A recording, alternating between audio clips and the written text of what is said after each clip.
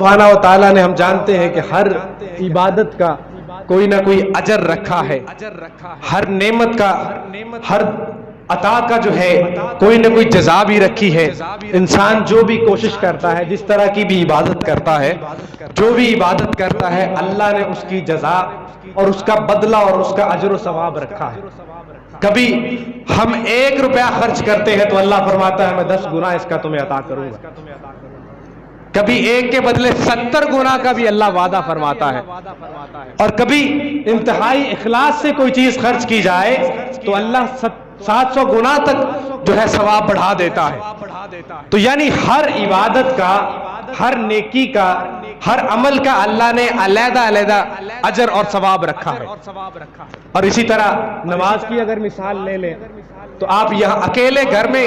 نماز پڑھتے ہیں تو آپ کو 1 نماز کا ثواب ملتا ہے،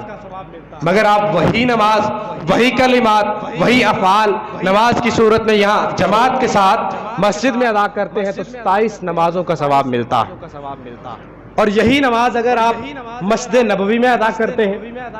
آقا صلی اللہ علیہ وآلہ وسلم کی محبوب مسجد میں ادا کرتے ہیں تو آپ کو 50,000 نمازوں کا ثواب ملتا ہے۔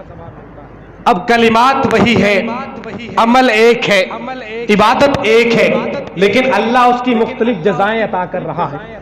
اللہ اس کا مختلف اجر و ثواب عطا کر رہا ہے۔ اور اسی طرح یہی نماز اگر آپ حرم کعبہ میں، مسجد حرام میں ادا کرتے ہیں تو وہاں پہ اللہ 1,00,000 نمازوں کا ثواب عطا کرتا ہے۔ نماز ایک ہی ہے، عمل ایک ہی ہے، اس کے اندر پڑھے جانے والے کلمات ایک ہی ہیں، اس کے اندر کیے جانے والے افعال، وہ قیام، وہ رکوع، وہ سجدہ، وہ سب ایک ہی ہیں، مگر پھر اللہ اس کا اجر اتنا زیادہ تبدیل کر کر کے دے رہا ہے۔ کہیں صرف 1 نماز کا ثواب ہے، کہیں 27 نمازوں کا ثواب ہے، کہیں 50,000 نمازوں کا ثواب ہے، تو کہیں 1,00,000 نمازوں کا ثواب ہے۔ لیکن روزہ ایک ایسی عبادت ہے، روزہ ایک ایسی اللہ کی عنایت ہے کہ جس کا اجر بالکل ہر چیز سے جدا ہے۔ باقی ہر عبادت کا اجر متعین ہے، لیکن روزہ ایسی عبادت ہے، روزہ ایسا کام ہے، ایسا فعل ہے کہ جس کے بارے میں اللہ نے ارشاد فرمایا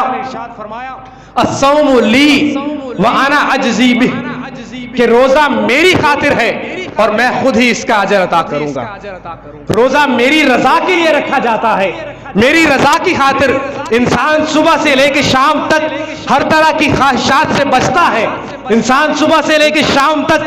کھانے سے، پینے سے اور ہر طرح کی نعمتوں کو استعمال کرنے سے بچتا ہے۔ تو جب انسان میری خاطر اتنی مشقت اٹھاتا ہے تو اللہ فرماتا ہے کہ اس کی جزا بھی میں خود عطا کرتا ہوں۔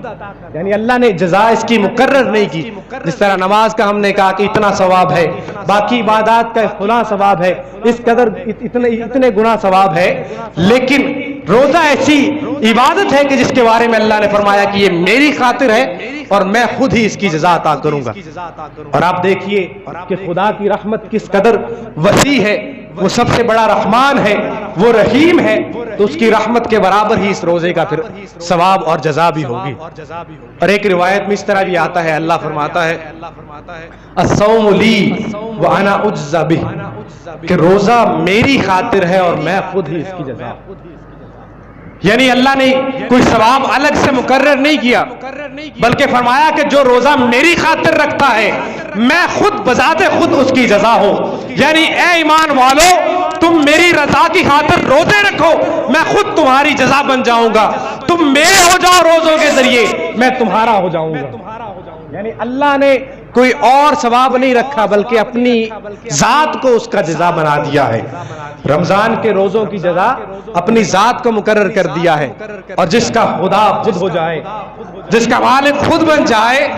جس کا اللہ خود اس کے حوالے کر دے اپنے آپ کو، تو پھر اس کے بعد اس کے لیے اور کون سی نعمت مانے رکھے گی، اور کون سی جزا اور اجر اس کے لیے مانے رکھے گا جب خود خدا اس کا ہو جائے۔ تو روزہ ایسی عظیم عبادت ہے کہ جس کی جزا جو ہے اللہ کی ذات خود عطا کرے گی، اور جس بندے کے ساتھ اللہ ہو جائے پھر اسے اس دنیا میں کوئی شکست دینے والا نہیں، پھر ہر نعمت اسی کی ہے، خدا کی ساری خدائی اسی بندے کی ہو جاتی ہے، جس کے ساتھ خود خالق کائنات کی ذات ہو جاتی ہے. اور اسی طرح ہر نیکی کا جو ہے